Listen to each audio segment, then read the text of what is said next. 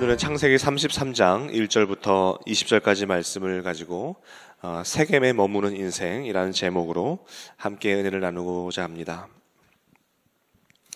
야곱의 인생을 보면 참으로 드라마 같죠? 우리가 계속 야곱의 삶을 묵상하고 있는데 참 야곱의 삶은 너무나 재미있으면서도 어떻게 우리의 삶과 이렇게 닮아 있을까 하는 그런 참 재미와 또 공감이 드는 이야기가 바로 야곱의 이야기입니다.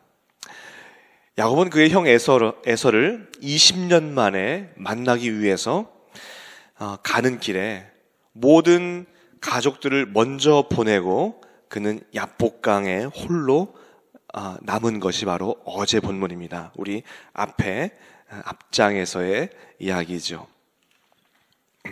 야복 강가에 홀로 남은 그 야곱은 밤이 새도록 하나님을 붙잡고 하나님의 천사와 씨름을 하였습니다. 그의 환도뼈가 부러지면서도 그는 하나님을 놓지 않았습니다. 내가 주님 복을 주시지 아니하면 이 손을 놓지 않겠습니다라는 간절한 마음으로 밤새 하나님을 붙잡았고, 하나님은 그러한 야곱에게 은혜를 주시고 그의 이름을 이스라엘이라 고쳐주셨습니다. 그리고 야곱은 그곳의 이름을 하나님의 얼굴이라는 뜻의 브니엘이라고 이름을 지었습니다. 이것이 바로 어제의 이야기였습니다. 이제 오늘은 그 하나님의 얼굴을 본, 하나님의 은혜를 입은 그 야곱이 드디어 20년 만에 에서를 만나는 그러한 참으로 감동적이면서도 특별한 장면입니다.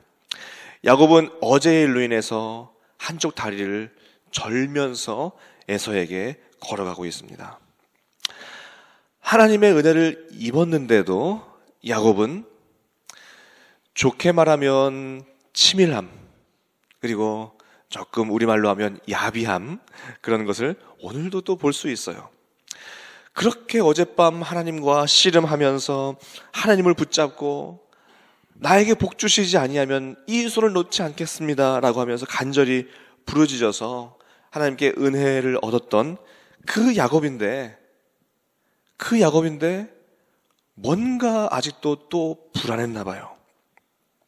실제로 이 야곱을 만나러 나오는 그 에서의 모습을 보면 1절에 보니까 400명의 장정을 거느리고 에서는 야곱을 만나러 오고 있습니다. 이 야곱의 마음이 어땠을까요? 아직 형 에서가 나에 대한 분노가 아직 안 풀렸나 보다. 나와 내 가족을 다 진멸하려고 400명의 군사를 데리고 나오나 보다 라는 또 두려움이 그에게 있었을 것입니다. 그는 또다시 불안과 염려에 휩싸였어요. 그래서 야곱은 2절에 보니까 그가 사랑하는 가족을 사랑하는 순서의 역순으로 세 그룹으로 나눕니다. 그래서 그 4명의 야곱 중에, 그 아내 중에서 두 첩이 있죠. 두 첩과 그의 자녀들을 제일 선두 그룹에 세웁니다. 그리고 그 다음으로 레아와 그의 자식들을 두 번째 그룹으로 세우고요. 가장 뒤에는 그가 가장 사랑하는 라헬과 그의 자식들을 가장 뒤에 세웁니다. 그런데 어제 야복강 사건과 하나 다른 것은, 어제 야복강에서는 야곱은 그의 모든 자녀와 자식들과 아내와 자식들과 선물들을 앞에 보내고 그는 맨 뒤에 따라갔습니다. 그런데 오늘은 조금 달라졌어요. 이제 자신이 맨 앞에 섰습니다. 그리고 에서를 이제 드디어 맞이하는데요. 에서를 만나자마자 야곱은 땅에 얼굴을 7번 굽히며 절을 합니다.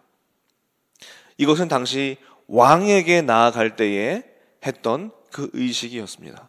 왕을 만나게 되면 땅을 7번 얼굴을 땅에 대고 절을 하게 되었습니다.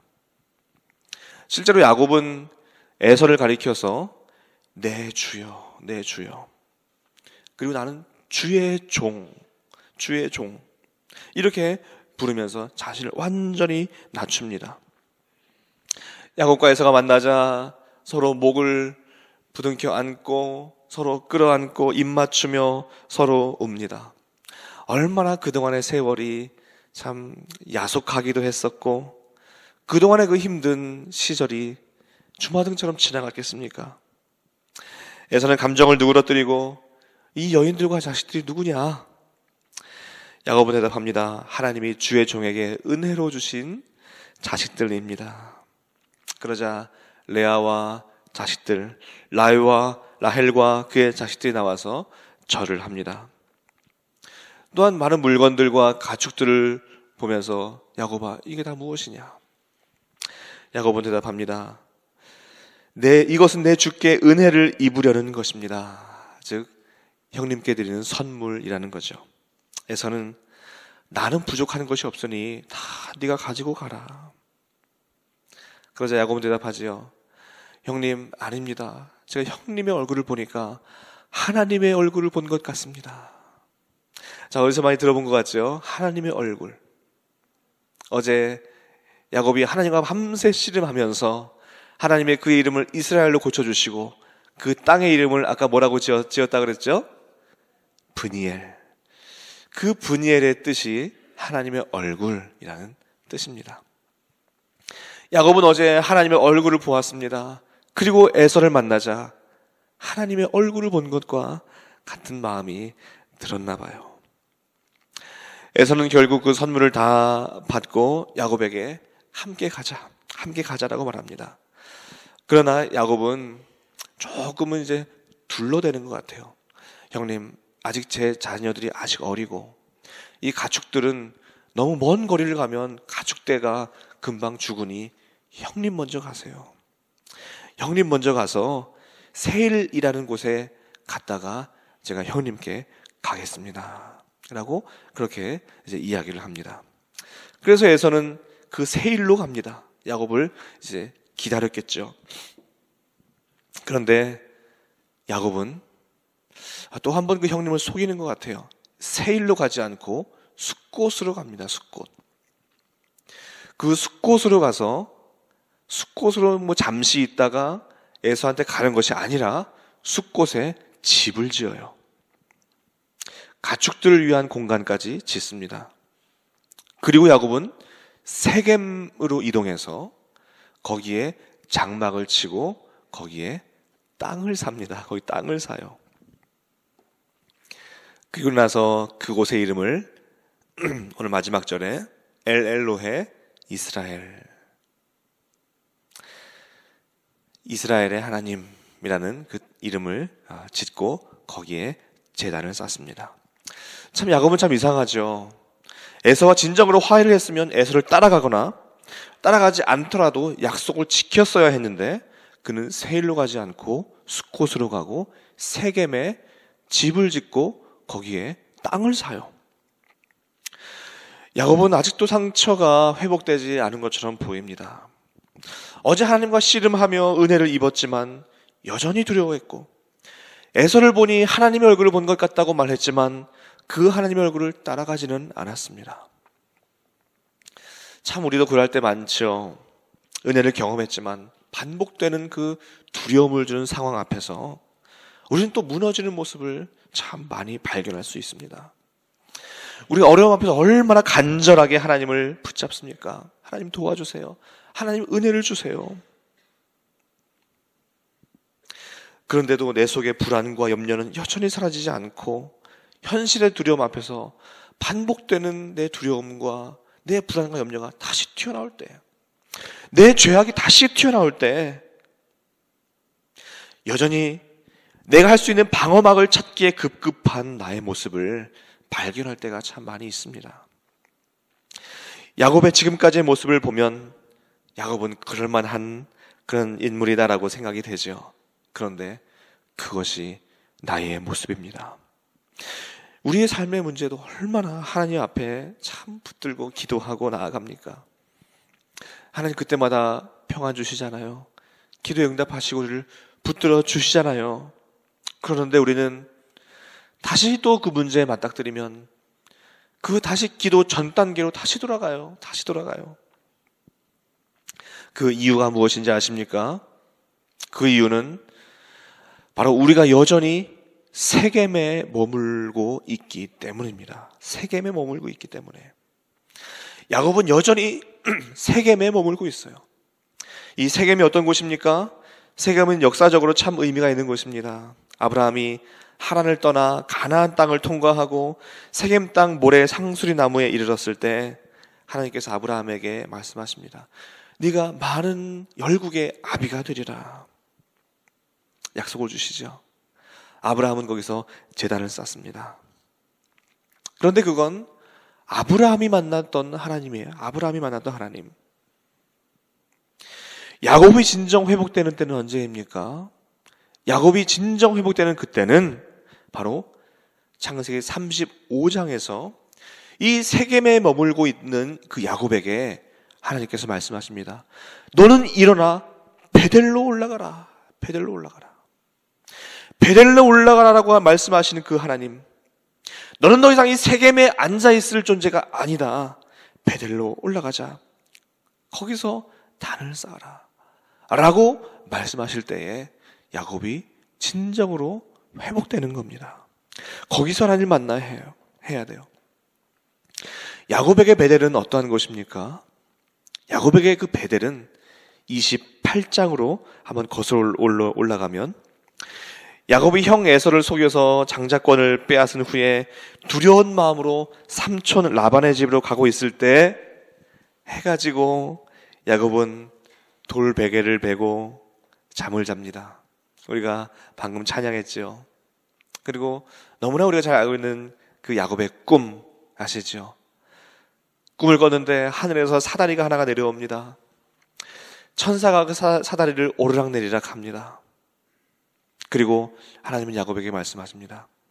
내가 너와 함께 있어 네가 어디로 가든지 너를 지키며 너를 이끌어 이 땅으로 돌아오게 할지라. 내가 네게 허락한 것을 다 이루기까지 너를 떠나지 아니할지라 라고 약속을 하십니다. 야곱은 그 꿈이 너무나 좋았습니다. 그래서 꿈에서 깨어나서 이렇게 말합니다. 여호와께서 과연 여기 계시다. 그러면서 그 땅을 베델이라고 이름을 짓습니다. 야곱에게 베델은 그런 곳이에요. 두려움에 떨고 있는 그 야곱에게 하나님께서 찾아와 주신 곳이 베델이에요. 만나 주셨고 그에게 소망을 주셨고 평안과 위로와 확신을 주셨던 곳이 바로 베델이라는 것입니다. 야곱은 평생 잊지 못할, 평생 붙들고 살아야 할 그 장소, 그 베델. 그 베델로 가야지 세겜에 머물러서 집 짓고 땅 사고 가축을 위한 공간을 짓고 살아갈 그러한 야곱이 아니라는 것입니다. 세겜은 베델보다 훨씬 더 비옥한 그러한 땅이었습니다. 그러니까 야곱이 그 땅에서 집 짓고 땅을 이제 사지 않았겠습니까? 그런데 그 세겜은 야곱에게는 너무나 아픈 곳이에요. 이제 내일 말씀을 우리 보겠지만 34장 내일 본문에서 어떠한 끔찍한 일이 세겜에서 일어나는지 우린 다 아시죠? 야곱의 딸 디나가 그 세겜의 추장의 아들에게 강간을 당해요. 너무나 끔찍하고 비참한 일을 야곱이 그 세겜에서 당해요. 있어서는 안 될 일을 당하고 말아요. 그러자 그의 아들들은 그의 그 딸, 그의 여동생을 욕보인 그 세겜 땅 사람들을 다 칼로 죽이는 살인을 저질러요. 그것이 야곱에게 세겜이었어요. 그리고 이 야곱의 가족들은 이 세겜에서 이방 신상을 섬기게 됩니다. 이것은 어떻게 알 수 있냐면 35장에 하나님께서 일어나 베델로 올라가자라고 말씀하실 때에 어떻게 말씀하시냐면 네 의복을 바꾸고 이방 신상을 땅에 묻어버리라 라고 하나님께서 말씀하십니다. 그러니까 야곱과 그의 가족들은 이방 신상을 섬겼던 거예요.